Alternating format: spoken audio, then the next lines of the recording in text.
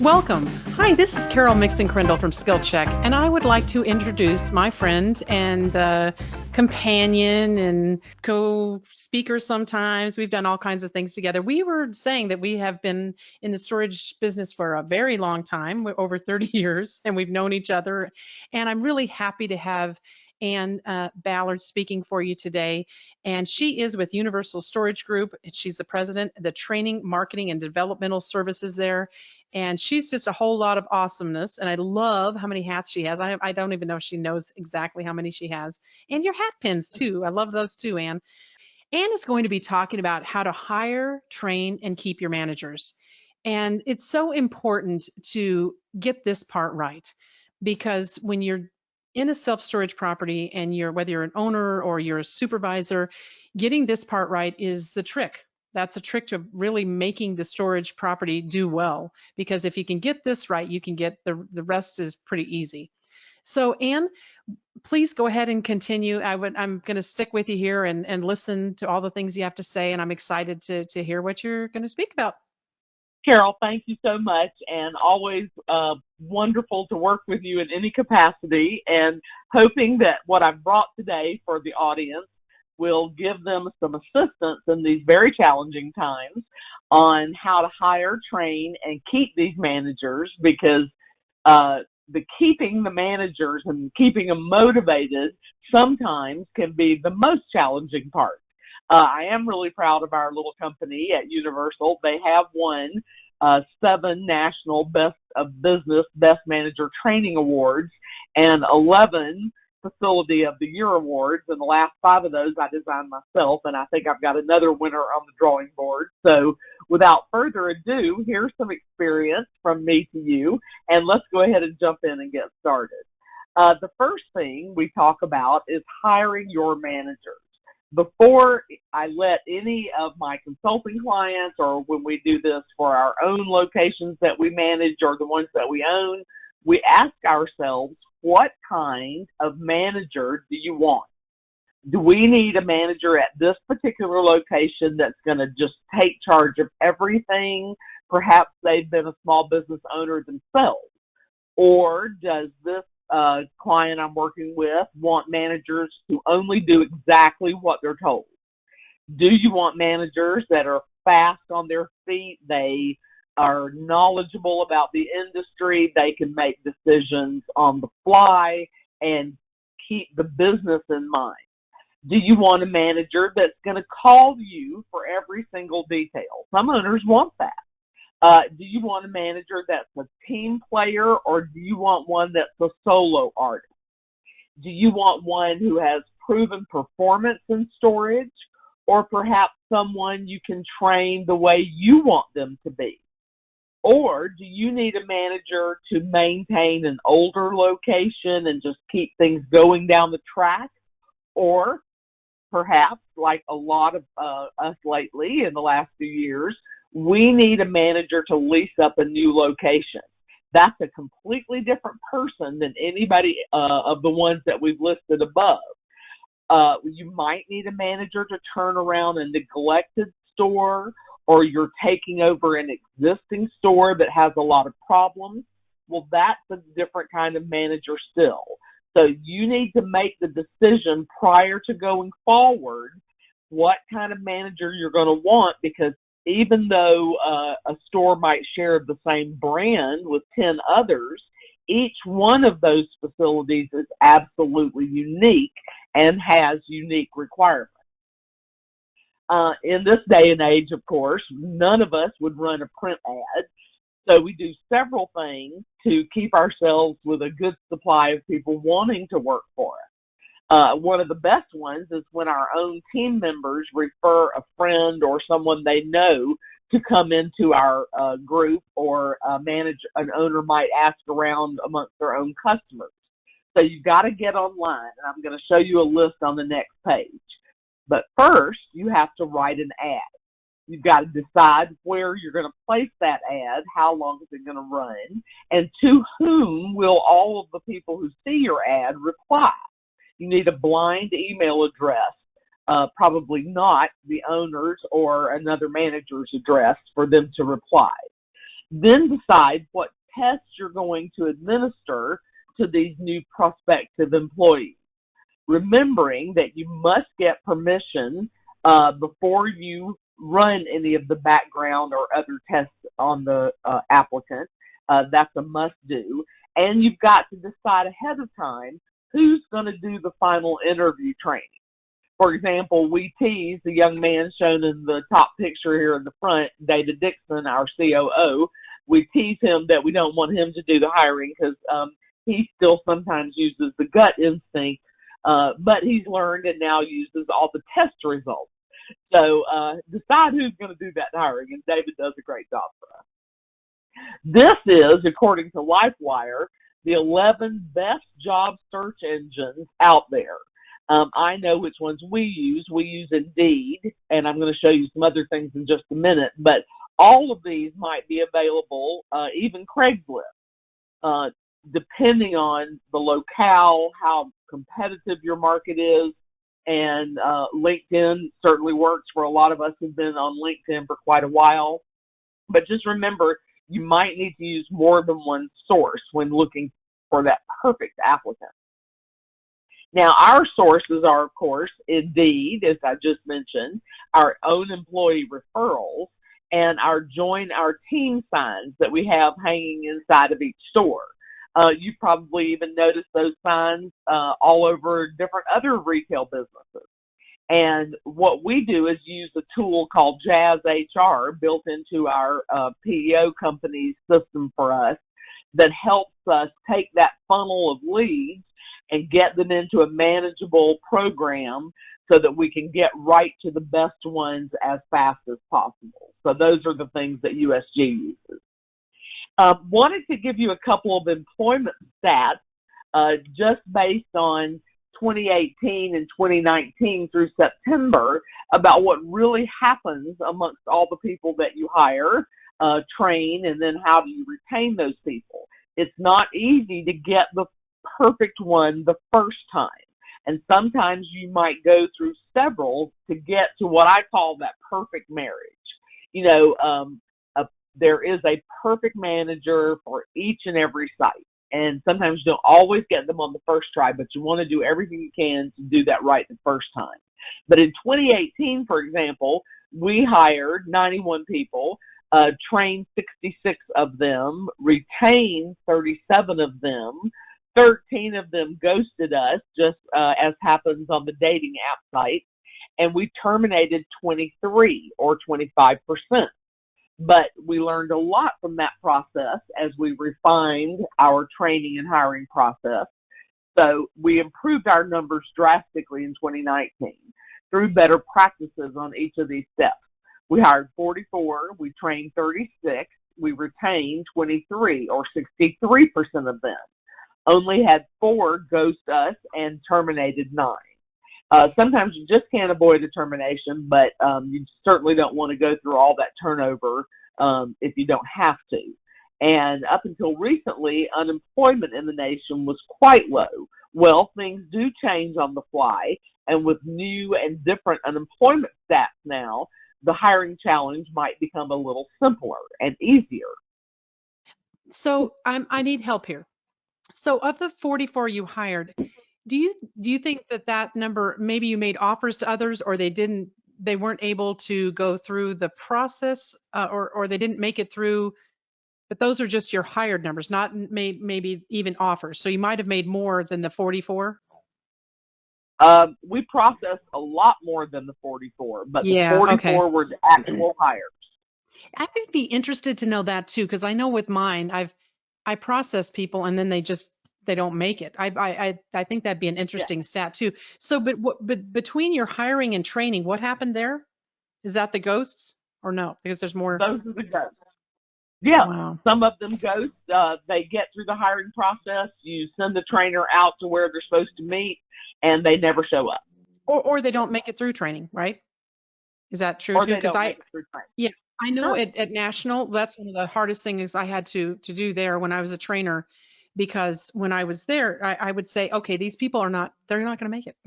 They can't even make it through the training. They're not going to be good That's managers. exactly And I right. knew that. And it was easier to fire them then, or let them go then, as opposed to getting them all moved in, or Oh, everything. So absolutely.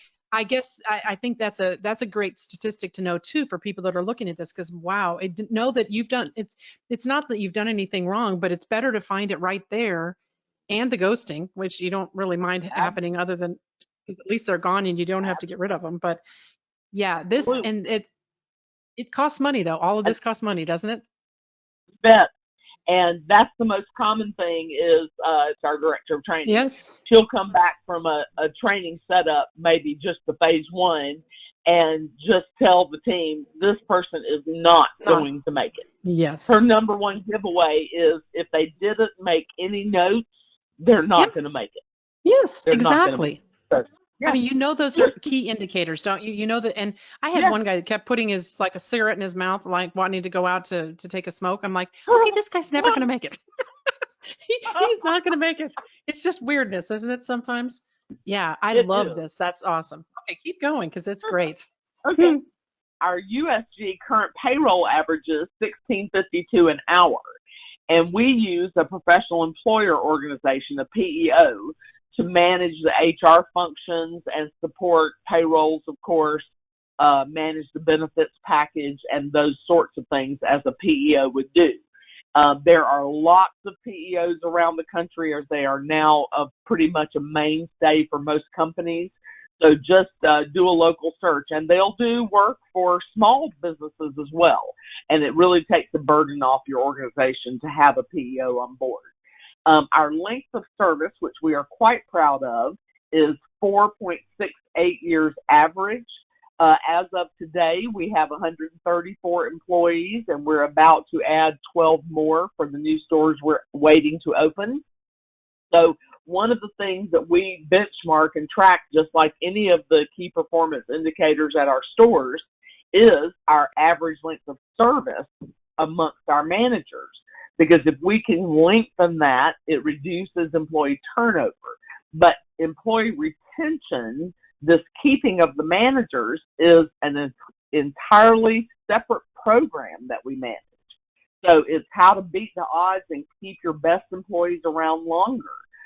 Some of the things, and I don't have a slide on this, I'll just include it for you here, but some of the things that we know for a fact that our managers respond to. Number one, they like autonomy, being well trained and supported, and then knowing that they are going to run the business as a manager should. They have a lot in their toolkit. They have budgets for all income and expense categories. They manage those budgets. They have input to the budget. They have input to CapEx expenses in the planning of next year. They get awards and recognition. That's number two.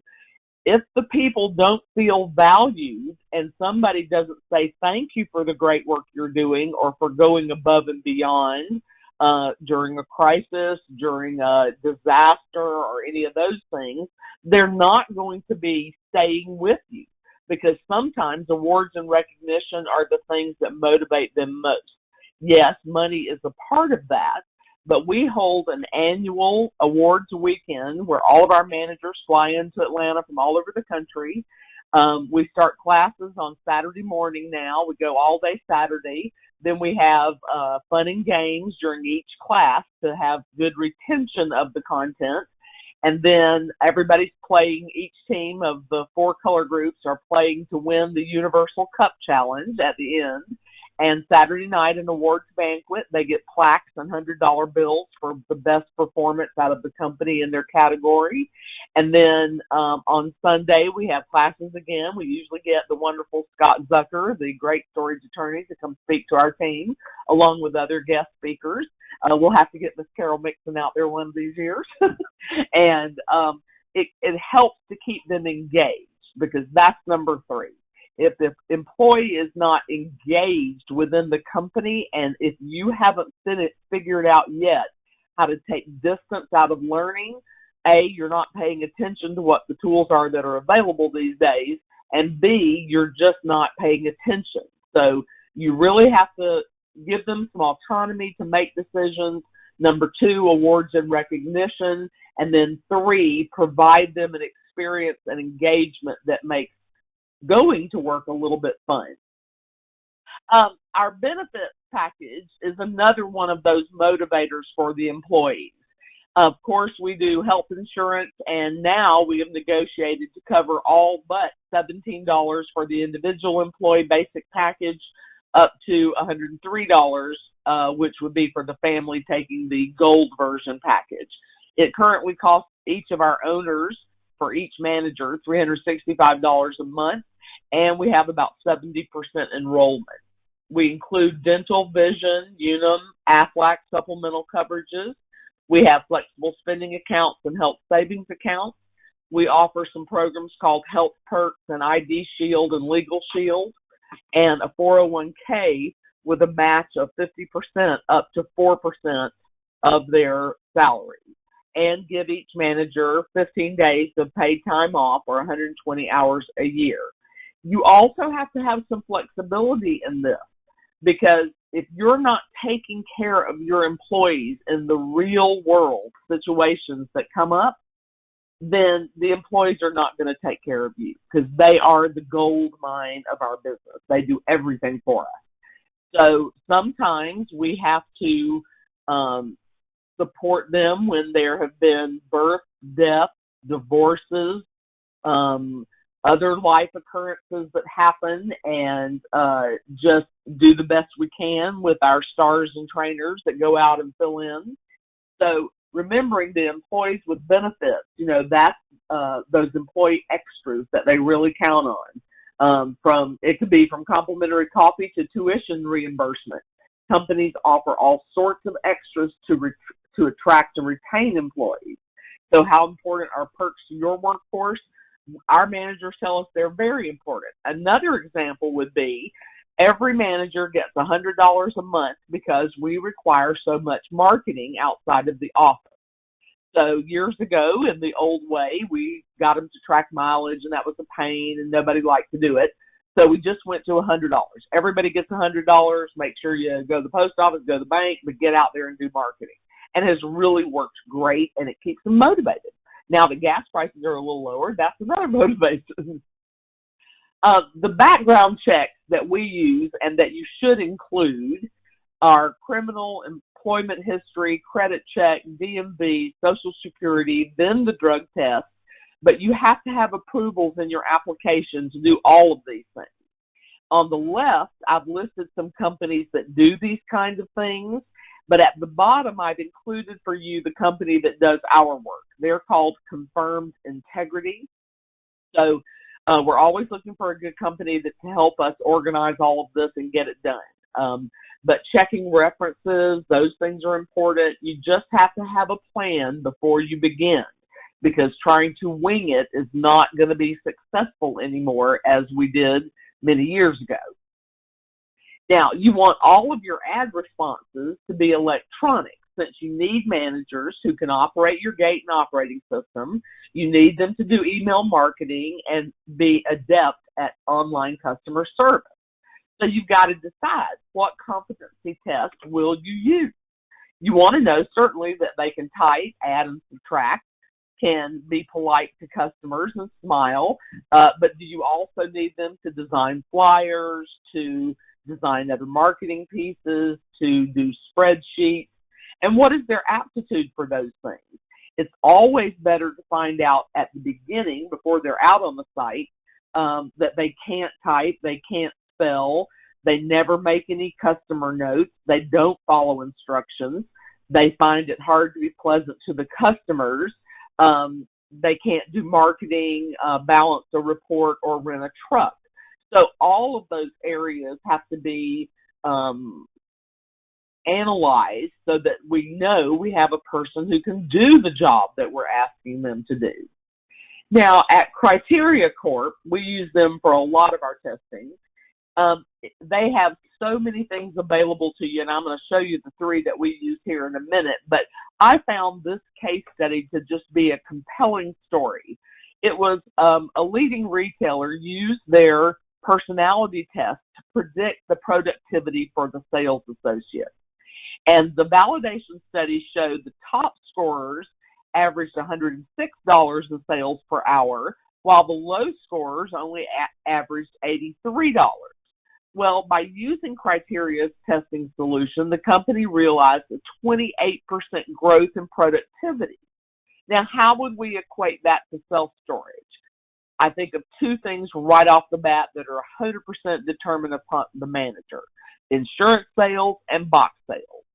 If the manager is promoting those things, and they do have to come from the manager, and adept at signing people up and comfortable and confident in the process, how much more money could be added to your bottom line by having someone who is on the plan and doing the program? And also think of this, the cost of turnover. You know, if your company has 100 employees and your turnover rate is 10% a year, that's an annual cost of about $500,000 a year. If you could reduce that turnover rate by 1%, you could save $50,000 a year. So all you have to do is equate this to your business size to see that productivity means a lot, and retention and reduced turnover saves a lot. So a compelling story, I believe. Now, Criteria Corp has the big 5 personality traits. Of course, agreeableness, that's a difficult one to say sometimes. It's the extent that they value social harmony and getting along with others. Those of us who've come from large families, you learn this early on. Conscientiousness, the extent to which they're responsible, organized, dependable, and reliable. Since a lot of self-storage managers literally work by themselves, you need someone who is going to show up on time, show up on the days they're supposed to be there, not be sitting in the back room watching soap operas or talking with their friends. What is their personality trait for extroversion? Are they gregarious, assertive, and comfortable around others, especially meeting strangers? Because our marketing requires that. And then what is their openness scale? Are they imaginative, creative, as opposed to rigid and conventional? And then what is the scale for them on stability? Will they remain even-tempered and calm as opposed to a highly emotional reaction to a negative event? In the self-storage business, we all have experienced it. We know that sometimes customers just let us have it. And it could be nothing that we have done. They're perhaps just having a horrible day, or it was all it took to push them over the edge when they got that late fee added on. So how does the manager turn that person around and win them back over and make them happy to pay the late fee? You know, those are the things we want to train for, and it can be done. These are definitions I thought you all might enjoy, and take some time perhaps later on to go through these individually. But this is from a company called EmployeeSelect.com /ENET. And it goes through the positive and negative indicators and helps give you some insight onto the type of person you're going to be looking for, and more importantly, how to manage that person. So how to determine skills on the phone interview, because communication is really a key factor in our industry. So let's say they've made it through the online resume reviews and you're setting up the telephone interview.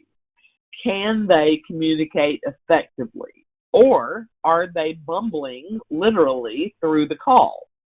So are they good on the phone? Is their enunciation understandable?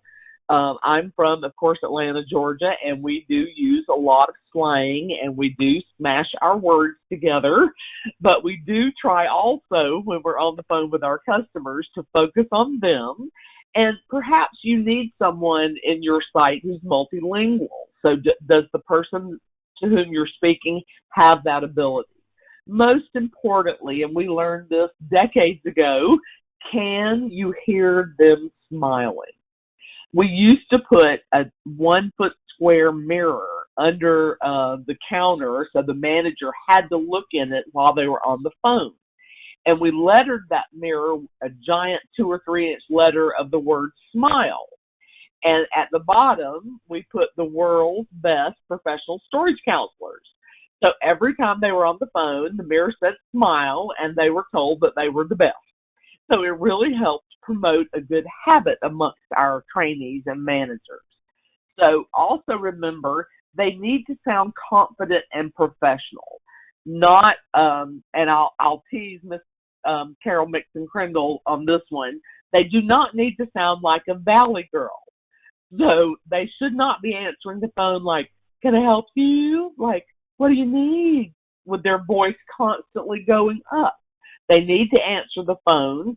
"Thank you for calling Carol Self Storage. This is Ann." And trust me, they will begin speaking and asking you the questions that they need to know, and they'll know that you're a calm, confident professional. Also, do they know how to listen and lead? Because a smart manager knows there are 5 magic questions we have to ask. So we want them listening between the lines and working those questions into a normal conversation. So it's a skill that you have to practice, but we can teach that skill to anyone who is willing and has good attitude. Now, after that phone interview comes that visual interview. It can be face-to-face. It can be in person or online, like many of us are doing these days, using tools the store already is going to need, a webcam, a speaker, and a microphone. We use those tools at our stores for our Zoom online monthly meetings, team meetings, client demonstrations, interviews, and Zoom is very easy to use, but a lot of people might use any of the ones I've listed on the left to hold visual meetings and have a crowd go with you. Today we're using GoToMeeting, so that's another one. But we found Zoom was easy to use and created the kind of archives that we needed.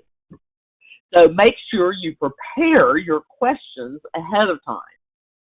Here are the best interview questions that we've come up with, and we want to make sure we always ask. Number 1, tell me why you want this job. Number 2, tell me why did you leave your last job? Do you know anything about self-storage? An applicant who has applied for a self-storage job and has done no research, knows nothing about it.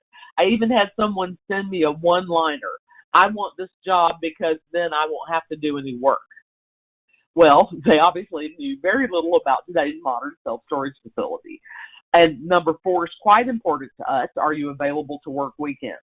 And did you see, as we mentioned here in number 5, that our pay scale for managers is whatever your scale is per hour, and are you okay with that? And then describe your most recent success with these things I've shown. Team building, and the team can be 2 people. It doesn't have to be a huge team. Marketing online, sales improvements from their other career or job, and any other business successes that they've had. And the important thing, I think, for interviewers, especially since the storage business is made up of entrepreneurs for the biggest part, most of us entrepreneurs love to talk. But here we really need to listen and not do all of the talking, to hear between the lines. What is this person really telling me? For example, if they answered question number 2, why did you leave your last job, with, "Oh, that owner wouldn't let me take off 3 hours every afternoon and play with my kids." Well, of course, we're not going to be able to do that either. So make sure you have your interview questions ready to go before you begin the process. Then, of course, grooming is always a dead giveaway. As I list at the bottom of this slide, how they care for themselves is exactly how they will care for your store. Do they have pride of place? Neat, clean, well-groomed? Hair, hands, and clothing. Today, tattoos are very common, but we don't want visible tattoos. We don't want to see any flip-flops, shorts, T-shirts, or dirty clothing. Unless, of course, as I read in one case, an interviewee showed up late for the interview and just a mess. But the reason was the person had stopped to help an elderly person change a tire, and it was on a deserted road. They knew it was the right thing to do. So with that kind of compassion and action, I think I'd be willing to take a chance on someone like that. Just like when you inspect a property, you can tell old dirt from new dirt. You can tell if that T-shirt recently was soiled or those pants, or if they just had an issue come up just that day. So use some judgment here, but remember, they're going to care for you just like they care for themselves. Our interviews and testing process at USG involves these three top tests. The workplace productivity profile, and that criteria calls that the WPP, the criteria basic skills test, the CBST, the computer literacy and internet knowledge test, the CLIK. I love it that they call that one CLIK. And I get a score sheet with each of these tests. And these tests are low cost. They're not very expensive. And they don't take a long time. So, and you get the results almost instantly. So having a score sheet, and it shows you what they're good at, what their weaknesses are, and did they meet your minimum score? Like we've come up with sort of a minimum aggregate score we're looking for. Make hiring process a lot easier.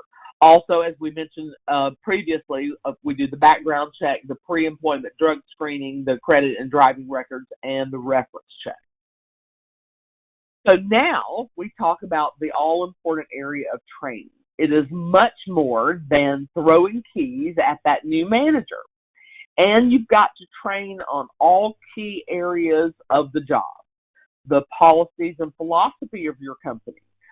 Emergency preparedness, as we've just all learned, is quite an important area.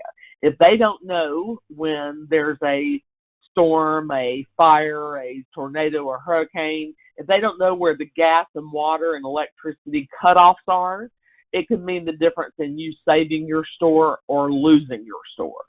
So everything has to be trained on. Technology, all of the operating system, the website, the gate access, digital reporting. We use Dropbox, social media.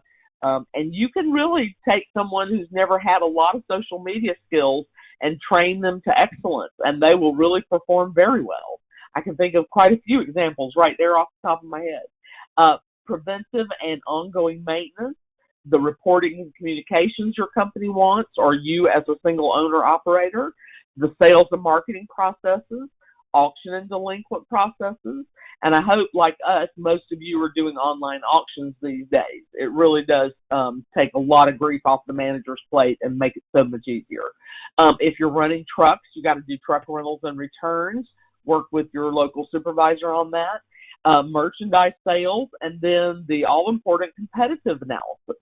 How are you having them study the competition so that they can sell against the competition and not sell in a negative way, but in a positive way? We have a little process we call T2R4, train, test, reward. Retrain, retest, and reward again. And that just shows us that training is constant and ongoing for improving skills. So it's not just for new hires, but it does start there, for new technology, for better customer service, for improved results. I have a client in upstate South Carolina, and the young man is the son of the owner, and he does a great job in so many areas, but he was not being successful selling insurance. So I had a little 10-minute class with him. I said, just try it. Give it a go. We'll see if you can do it.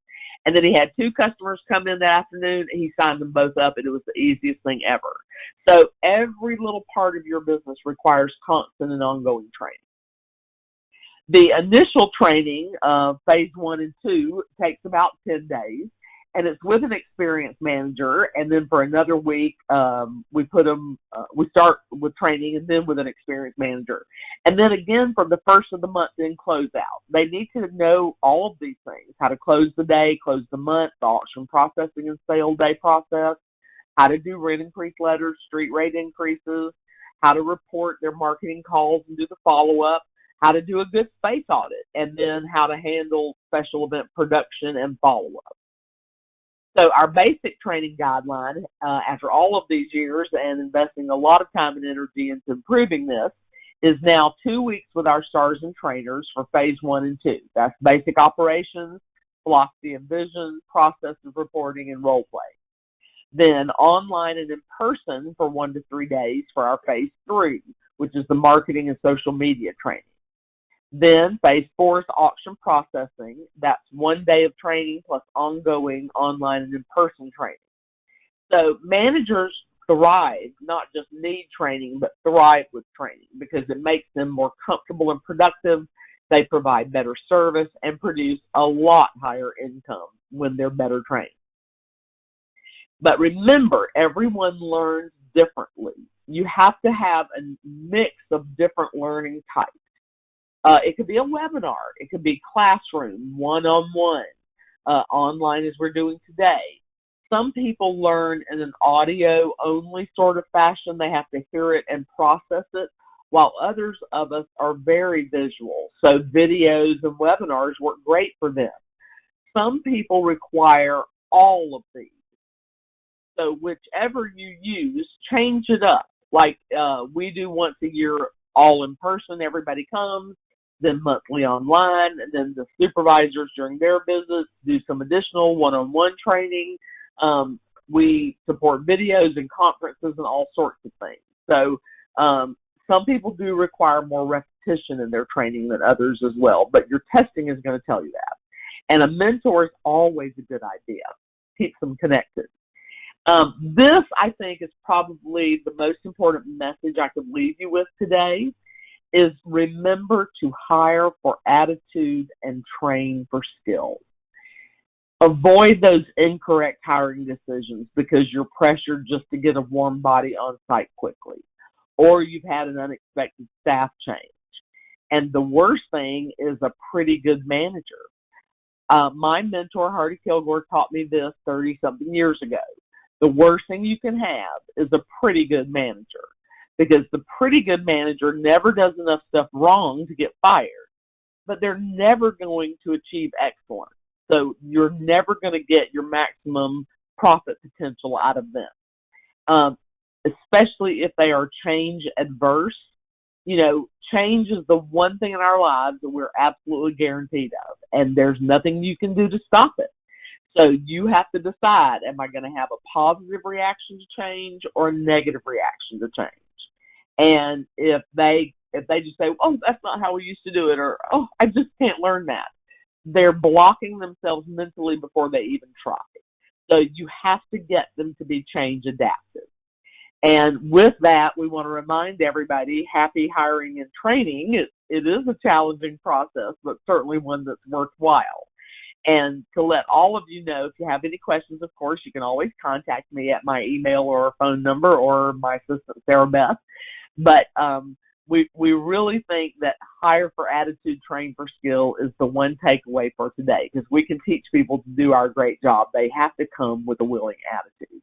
We really want to thank everyone for being with us today, but at our little company, we have a motto, better versus bigger, and we do challenge all people to compare their numbers to the rest. And you'll see that at USG, we continually outperform the REIT, and we'd like to help you do the same. We find we deliver to our customers who were self-managing about a 30% bump to income, so we actually pay for ourselves.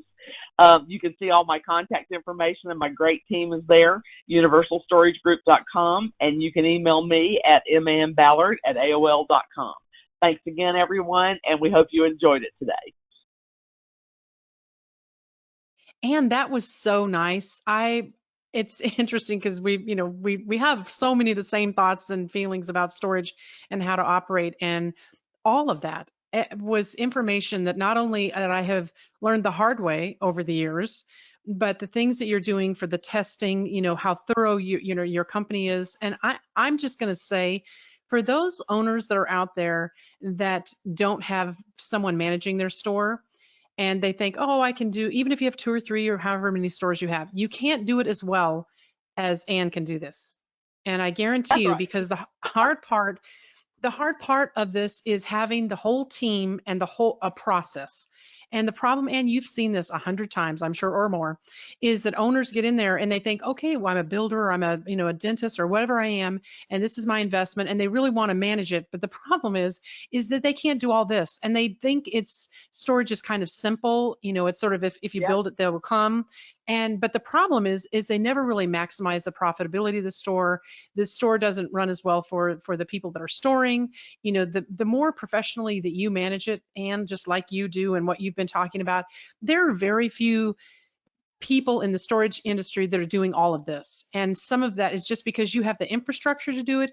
You have the wisdom and knowledge of what you've learned over the years to be able to do all of this. And I just think it's amazing what you do and the quality in which you do it. And I hats off to you. Sorry, I had to do that little hats off because, Anne, what's so interesting about this to me is that even if you think, oh gosh, my stores are doing well anyway, it just doesn't matter. There's no possible way a person or even a small, company running something like this and doing maybe other investments or whatever, that they can do all of this. It's just not possible. And I know when I had my management company, it was a lot of us. And even then there were times when I thought, oh, this person stole from us, or, this person didn't work out. Where did we fall? Where did we mess up in our hiring process? And we would go back and look, where did we have the indicators that we had something going on or there was a problem? And usually when we look back, we're like, yeah, that one didn't pass this so well, or they didn't do so well at this test. It really helps to have the kind of information that you're getting early on and throughout the process, because it makes a huge difference in the profitability of the store and how well the store runs and how happy your customers are. Oh, you bet. You bet. So I'm really, and thank you so much for the time and effort that you put in today. And I really always love listening to you too. You're amazing at what you do. So. Well, likewise, and back at you, girl. So. Yeah. Well, thank you again, Anne, and what a wonderful presentation, and I hope that all the viewers love it.